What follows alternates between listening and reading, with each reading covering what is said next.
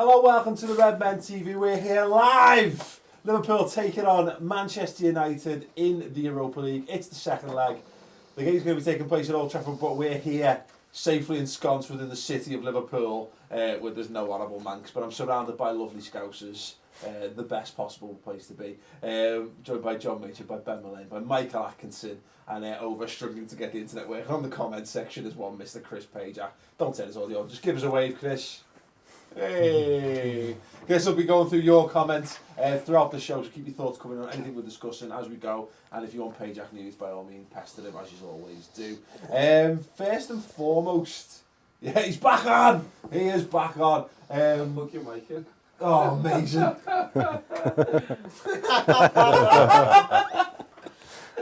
You can still hear you. Oh, good. Well, I'll keep filming for time and... Hey, there he is. Let's get stuck into talk. No, amazing.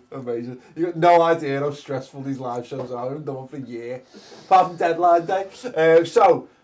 Hello everybody, we're here. Let's talk football. First and foremost, I'm going to go around the room and I want your thoughts on this as well in the comments or tweet us at the Redmen TV. Start with you, Dad. How are the nerves? Not too bad. Steady as a rock. Steady as a rock. Yeah, not too bad. Could be worse. Having 2-0 helps. Yeah, if we're going 0-0, then it would be different. But 2-0. I was feeling fine until I actually started to think about it, Ben. And to be fair, I didn't really think about it. Shut up, Chris. But I now that I started thinking about it, yeah, the old butterflies are there. Yeah, sweaty palms. I'm a wreck. 2-0 or 4-0, it doesn't make no difference. It's still United, still Old Trafford, still got to do the job. Yeah, Mike. I've got one really sweaty palm. Just the one. And one not. So that means it's because it's a two-legged affair. That's what it is. It's weird, isn't it, going to a Man United? Usually you go into a Man United game and it's a one-off game and you think the nerves are there all. But this is weird because it's like we're 2-0 up. But then we're going to Old Trafford and you think, oh, fuck, now there we go again. Yeah. But I'm all right. You know, apparently, and this is one I heard on the pre-match press conference, it's been 80 years since the Liverpool boss won his first trip to Old Trafford. How's your nerves now? Worse than that. Got two sweaty palms. 95 years since we won a cup game at Old Trafford. 95 years. Since we won one, because we don't have to win. We don't have to win one, do we? Yeah. I could live with us going through. No English teams never put United out either. You should sort yourself out, Chris. That's fine. Mute. In your own time. Mute. Mute. How's your nerves now? Hey! Oh well, at least me mic was on that bit. Yeah, sorry. What were people saying? I was just saying. I think another stat I read before was no English clubs ever put United out of Europe, so we'll be the first ones to do it. It's first time for everything, isn't it? It is. Well, this is the thing, isn't it? I think Liverpool have made a history of the last. I think going back to the Benitez era in particular, Mike. It probably happened before then, but it sticks in my mind a lot more because I was a lot more into everything in that era. But we broke a lot of records. We used to do that a lot. You know what I mean? Like unbeaten records or goals or records in Europe. Blah blah blah blah blah. We did quite a lot of that under Brendan Rodgers as well. You know, new manager, new future. Time to start breaking some records as well. I think so. I think we got used to it under Benitez, and then under Rodgers it was kind of a mixed bag because we broke a lot of records that we didn't want to break as well.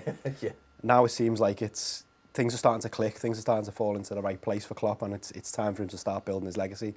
And what a better place to start by doing it at Old Trafford. Absolutely. Well, I'm going to go over to Chris Pajak in a moment when I allow Tom to frantically turn his microphone on. What? Oh, yeah. You sound with that? Yeah. Cool, Chris. Hello. Hi. Hi. So we asked a couple of people on Twitter whether they were nervous. Chanvir Sahota, just a bit. At @cross_J, yep, and excited. At Simply Divock, great name by the way, yeah. At Joe Plays _FIFA, shitting it.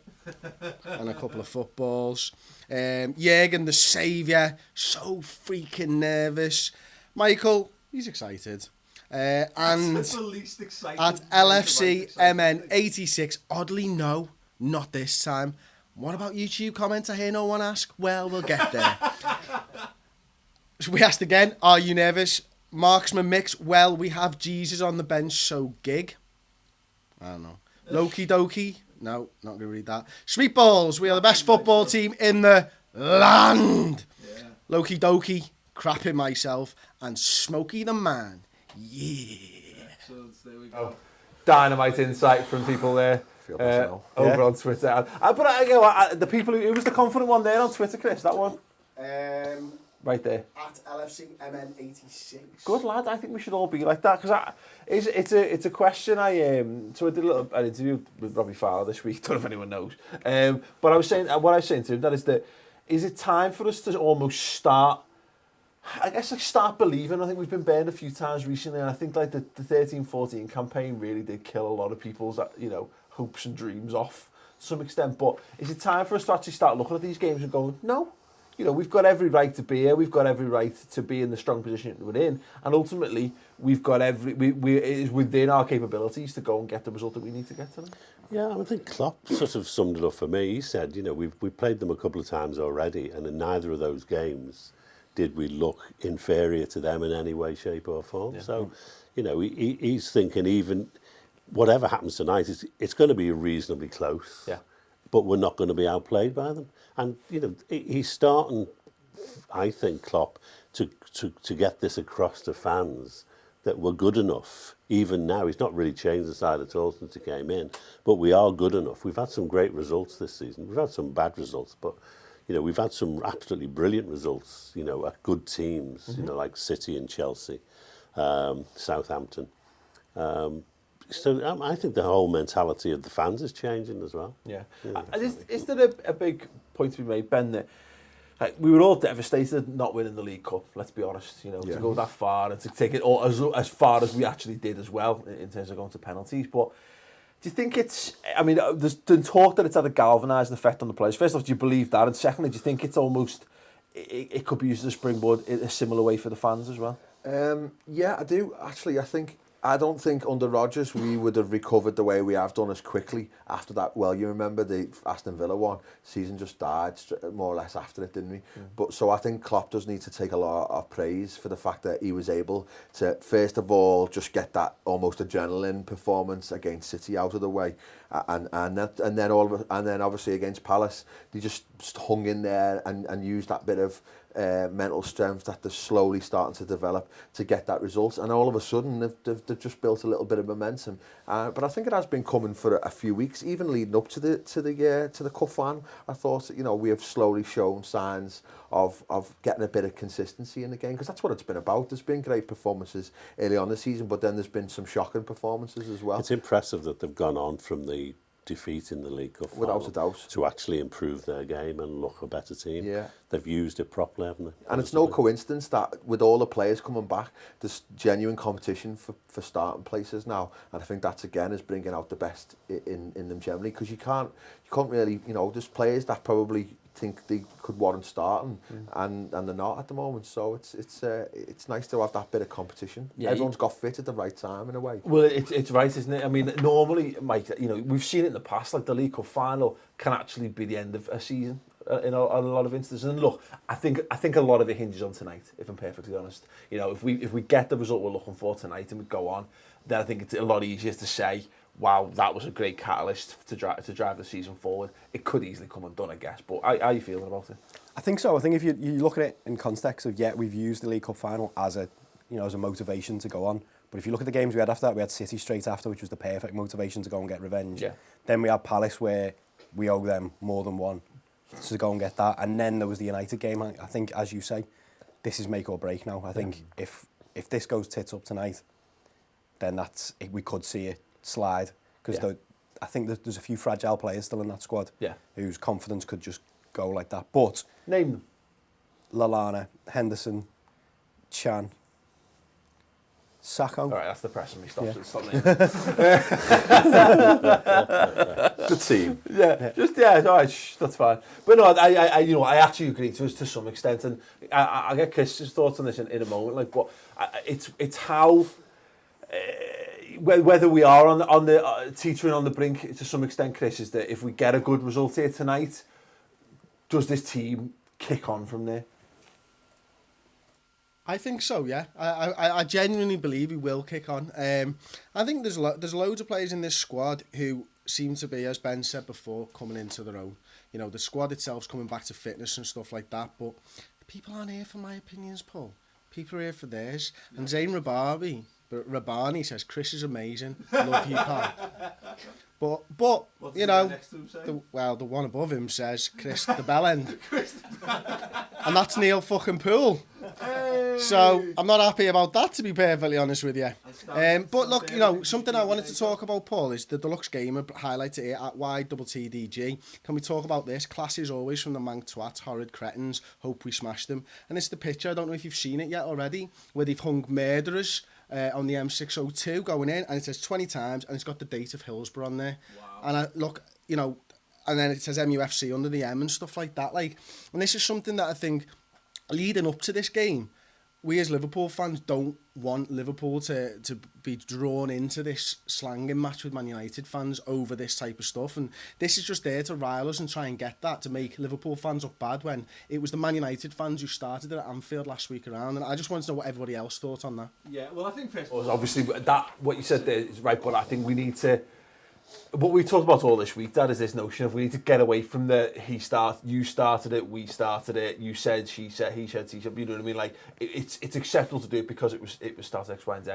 If Man United fans have put that up, I mean, it's disgusting. Well, I don't know who else would put it up, to be honest. But no, the whole thing is disgraceful. I mean, I think Brian Reid wrote a great article today in the Mirror, you know, saying that it is about people, you know, it's not about football, or, you know, it's about what it means to individuals and individual families.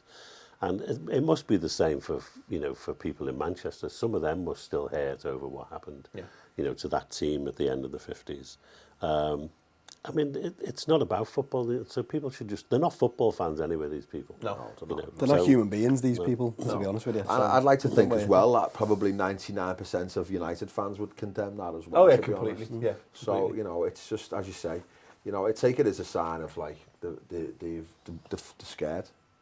Yeah, I mean, my big fear over it, Mike, is that, you know, again, it wasn't covered as well. Well, it wasn't covered very well at all in the mainstream media. You know, the Man United fans singing Hillsborough songs and whatever in the first leg. It's brushed under the carpet again, wasn't it? Exactly, and the fact that UEFA did nothing about it, etc., etc. But my fear with this game is that this has got all the hallmarks of, like, Liverpool fans rise to it. You know, like a bunch of times on the day trip to Manchester or whatever, they've seen that on the way, and because let's be honest, every fan base has a small, very, very small core of just knobheads. Yeah. And look, Liverpool's no exception to that. It's same as any club in football. That if Liverpool fans were to do something stupid, my fear is that it actually would end up it would be reported off the back of it somehow. So you know, Liverpool fans need to be doubly careful tonight. There is that worry, and I agree with you. But I'd like to think that the lads who go to our away games, there's enough of them there that if some dickheads, the minority, did start, they'd shout them down straight away and say, hang on, we're bigger than that, we're better than that. Let them fuckers do all that. We'll rise above it and we'll sing about our team instead of singing about everyone else like their fans tend to do. Well, that's it. They're going to be looking for it, though, aren't they, Dad? You know, there's a certain degree of Man United fans who will be... and again, they're the ones who go, well, you sang it here, so we sang it back. They'll be looking for us to do that. I mean, the thing that's in our favour is that there's 3,000 there. You know, not that many, really. They're going to have 67,000 there. You know, an awful large percentage of them.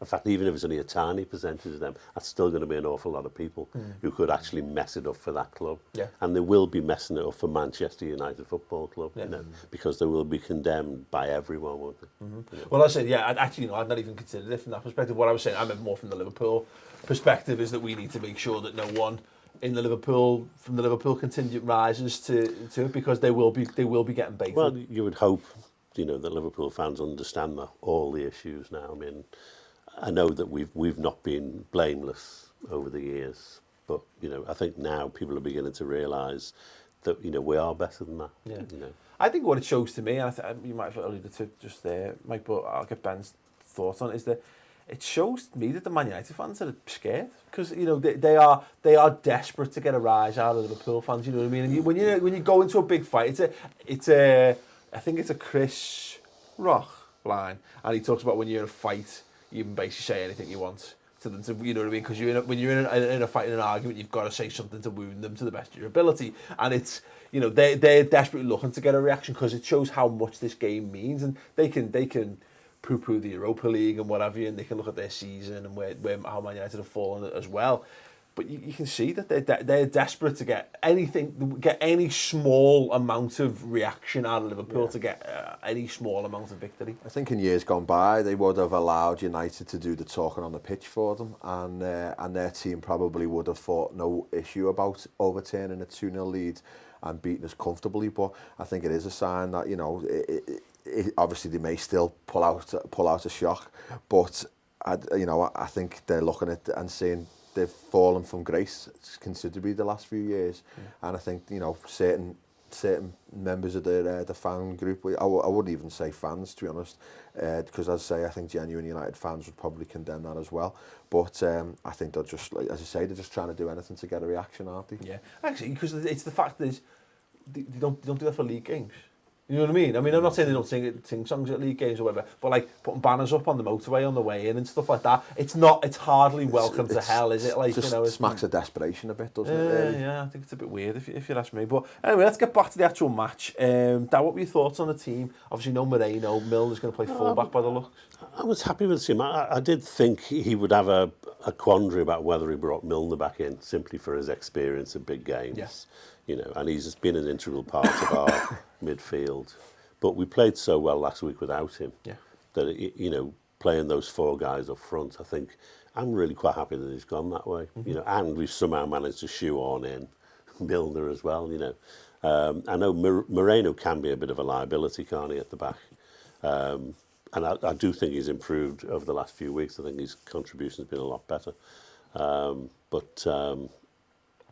Yeah, I'm happy. I think it means that we're looking to score. Yeah, I think that's it. I think you look at we thought that team last week, Mike, was very, very attacking, and God, it's actually technically more attacking away from home almost, because we've now got a right essentially someone who plays attacking mid most of the season playing fullback. So I think it's good. I think it's a positive sign. That one goal kills the game. Yeah. So the plan's there to clearly go and get it. Yeah. I mean, Jurgen Klopp said, for sure, we're not a team everybody saw in this season that can stand back and defend and be passive, which is the nicest way of describing us as being a bit shit at the back. Yeah. I fully agree with that tactic. Go out there and try and get the goal. Because they've got to come at us, so why not play to hit them with play all our attacking plays, make them worry about us on the counter-attack? And I mean, I know we played City at home after the League Cup final, but you saw in those first few minutes, the City guys were not up for it. Once we got at them, they just weren't up for the game. And that can happen again tonight. Yeah. You know, if you get into them and frighten them a bit, then that makes them feel very worried about going forward in any great numbers, because they're frightened of conceding that goal. And they'll fall back on this, if we score 1 in each half and we go to extra time. I mean, the number of times I've gone to a European game in Anfield and we've been 3-1 down from the first leg, and I keep saying, just a goal each half and just get us going along there, and then we can snatch one at the end, and you kid yourself, it's really hard. Yeah. It really, unless we do something stupid like concede in the first minute. I think that's my big concern over this, is that, and we've seen where Liverpool have been weakest under Klopp, whenever we've conceded that early goal, when the other team's been up for it more than us in the early minutes, we've basically capitulated in most of those games. I think the Watford one stands out for me as the big one. But I think we're getting past that as well, to be honest, because even against Palace, they were notoriously our bogey team. They come at us like, I can't believe they haven't won for 12 games, because they come at us like a train, bombarding us. And I know they had a little bit of luck with the one coming off the crossbar, but generally speaking, I thought they still got the goal, and we then we got the man sent off, and we thought, you know what, we're not going down here, and he played superb. I do think under Klopp we've now developed this mentality that we're not slowly dead. We're not dead till it's finished. They don't know, and he said it a few times. The other thing, of course, is even if we're 3-0 down with a few minutes to go, we only need to score 1. Yeah. You think even in the final, City we had some really good chances. We should have been over the hill, and yet we still hung in there and got that mentality to get the equaliser. And we were looked a stronger team in extra time in certain stages. So I think that this team, Southampton early on in the season, we went down early, didn't we? And come flying back at them. Yeah. So I think we have got it in them to say that we can concede a goal and still go on. Great. Chris, I'm going to come over to you. Okay. Yeah? Yeah, so YouTube comments, how should we start the game? Luke Thompson, who else is barely listening, just reading the comments? It looks like loads of people, to be honest, Luke. Hong Kong, Asim, hit on the counter. Cody Lemons, go for it, 5-0. Persel, Capojos, high pressure. Stefan Francis, score early. Fantastic, man. Attack, attack, attack, attack, attack. Andrew W, 17, we should play with heart and determination. We need to push on. Persel, Capojos again. Heavy metal football. Sorry, what was that? Heavy metal football. A counter-attack. Boom! And Michael, oh man, it's a Polish name. I should really be able to say this. Kikowski, gegenpressing. Yeah, I like the Pajak equals fun comment that was above. I missed that. Yeah, it's true. You are Chris Pajak equals fun. Keep your comments coming in ahead of the match as well. We're going to go on for about another 10 minutes or so. Give us all time to go and get a cup of tea and whatever before the game kicks off. Louis van Gaal, Mike, very Looks like a toe, confident. yeah. He looks like a toe with a wig. Yeah. Or a tic tac with a bit of hair on the top, and That'll do. or one of the Beavis and Butthead, I forget which. With a wig, I've not heard that. He seemed pretty confident actually. He looked some of his press conferences. He talked about the notion that if they have to, Man United can score 4. Yeah. I mean, fair fucks to him. Yeah, he's got big balls, hasn't he, to be honest with you, if he thinks that. And he's But not afraid to he whip quoted them. them scoring 4 or 5 against that team they played last. Oh, he year. said we scored against We're a bit Midtjylland. different to them, really, aren't we? Let's Well, just they've not face scored it. 4 all season, haven't Well, this is the thing, isn't it? I mean, look, maybe this will all come back to haunt us as these live shows often do. But you know, Especially when I'm on them. again, I think that you had Chris Smalling in the build-up to the game. I was talking about this on one of the news shows this week, saying how we've struggled against like the lesser teams or the smaller teams. When he's talking about Liverpool, you could maybe say he's talking about us there, and then you got Van Gaal very loosely comparing us and saying this tag's not too different from them playing FC midget. Well, Ander Herrera said that they beat us because the grass was different. And That's the what he pitch said. wasn't as big. He said the pitch is bigger at Old Trafford and the grass is better. Yeah. And that's why United would beat us. They must have had a different pitch when we won He must be 3-0. smoking the grass as well. Yeah, it's an interesting one. I mean, but I don't want to get drawn into looking at any deficiencies Man United may or may not have. I look at their team, and obviously they've got, just to read through, De Gea, Varela, Smalling, Blint, Rocco, Carrick, Fellaini, Mata, Rashford, Lingard, Martial, not necessarily in that order. I actually can't figure out how that, once you get past Carrick, I don't know where those players are going to play, because you'd think it could be like a 4-2-3-1 with Carrick and Fellaini kind of anchoring, but Fellaini tends to play further up just to be a bit of an aerial And presence. yeah, he was deep, wasn't he, at Anfield, and he got slaughtered for playing him so deep, didn't he? Because But he wasn't. put that together. He wasn't that deep, was he? They still pushed him sort of inside left or whatever at times. Corner of the box as a target. Man. I He guess was Lingard's involved going in- to start up front. Yeah, well, they've got that new kid, haven't they? They're probably going to Rashford. probably stick him on the wing, which is Well, what, he started what they on the do right, with didn't good forwards. Got They stick him on slaughtered, the didn't wing. he? And they took him off at half time, so he might go 4-4-2. Yeah, well, that's the possibility, because I think the issue for me, in fact, actually, hang on, Chris wants to highlight something. Yeah, just a little bit of a news update. The offensive Hillsborough banner has been removed by police in Salford. So there you go. You can thank us. We did it. And thanks very much, Salford Police. Well done. For doing the job that you probably would have done if it not for social media. I've been going on, Mike, about Martial. I think he's their best player, if I'm perfectly honest. I think in terms of run, I mean, it's probably Mata, but Martial's got everything. He's got pace, he's direct, he's dribbly, he's got a great touch, he's got an eye for a goal.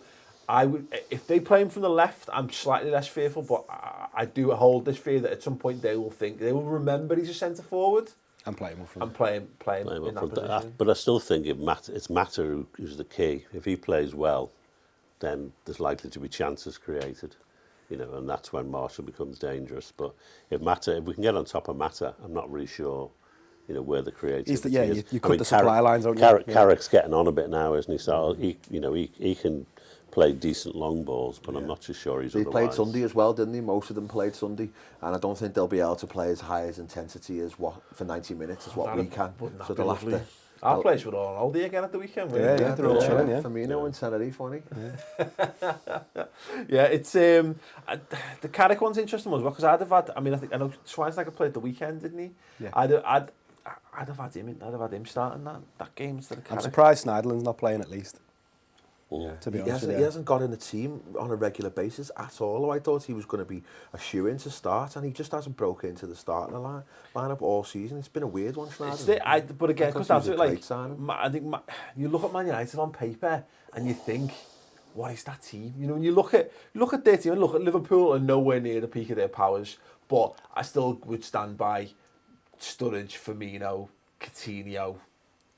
I think Lallana gets in their team as well. Lallana, yeah. Whereas I look at it, and I still like when you think of the great Man United teams we've had to face off against these. Look, again, I come back to these might well do the business against us tonight. But it's not Tevez, Rooney, and Ronaldo, is it? Exactly. No. And when you look at Rashford's got loads of ability, Lingard's got loads of ability, but it's a very, very, very young forward line. I would be looking at someone like a Lovren or at maybe one of the defensive midfielders, a Henderson or an Emre Can. Go and leave one in on one of them guys and let them know they're in a big game, because we saw Rashford could be bullied a little bit last week. Martial, even though he is one of their better players, we shouldn't forget that he's still a kid. We've got real good options on the bench as well, haven't we? They haven't got a great bench. I mean, they have got Depay on the bench, to be fair, and Schweinsteiger, but We've got Joe Allen. We've got Joe Allen. Got lots of different options in it. Argument's over. Yeah. Yeah, you got Ivan Origi to give you some pace if you need it, and to play on a break a bit. It's a weird one, because when I was thinking about this game in advance, I wouldn't have been against the notion of us playing really defensive, or playing like the false nine or whatever. Firmino being quite fluid, and then lashing Origi on with 15 minutes to go if you needed to go and push on or whatever. But yeah, it looks great. He looked really good last week when he came on, Origi, I thought. Yeah. He really worried them. Tom's giggling away. Can't be said out loud. What's he got on this computer? I know. Yeah. That's what we want to know. He's got a comment that I may or may not have put onto YouTube. No. We'll see if we can get that up. It's a shame I'm on here, because I could definitely do with a pre-game wamp to get rid of some of these nerves. That's the classy, Chris. That's the kind of level of professionalism we're looking at. And that's why everyone loves a bit of Chris Pajak in the comments. Chris, get some stuff lined up for us. We've got 3 minutes to go until we're going to leave you so we can get prepared for the game itself. Question, could this be a turning point in Liverpool history, Dad? Well, no, not particularly. I mean, I think if we move on from here, I think you'll look back and see that the revolution started a bit earlier. Mm-hmm. Probably when Klopp walked through the door, to be honest. Yeah.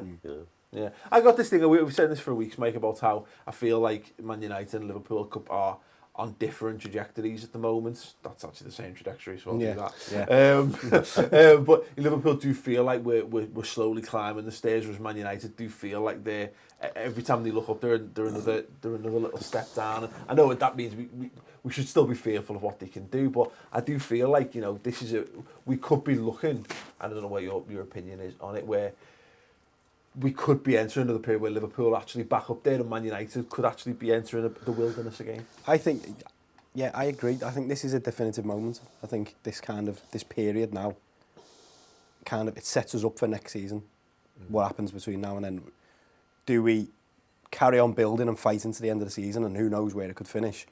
Or does this team fall away and then have to be completely rebuilt in the summer? Yeah. That's kind of where we are. That's where I think we are at the moment anyway. Yeah, I think you're dead right. And what you, Ben, I mean, like I say, there's players here tonight. And we said it about the cup final to some extent, but, the reaction of the squad from now until the end of the season, there's players who are going to be, I think there's a lot of players fighting for their long-term Liverpool careers, and I think there's fine margins in it sometimes. Yeah. There's guys who we maybe thought a couple of weeks ago had no chance, who now look like they could be world beaters, and there's guys who are in the complete opposite, who we thought were nailed on, who may be slipping away. It's games like this where I think you define your Liverpool career. Yeah, I do think from obviously United are being realistic, they're always going to be able to outspend us every summer, but the reality is the Champions League is still a huge factor, and if we do get through this tie and find a way to go on and win it and get in the Champions League, and they definitely won't qualify for the Champions League this year given the league situation, that could be a big difference. Us being in it and them not being in it makes a difference to what players come in the summer, and that could escalate over the next 12-18 months, and we'll see what happens. Great, let's get some score predictions, Mike. 1-0 Liverpool. Great, Ben. 2-2 on the night.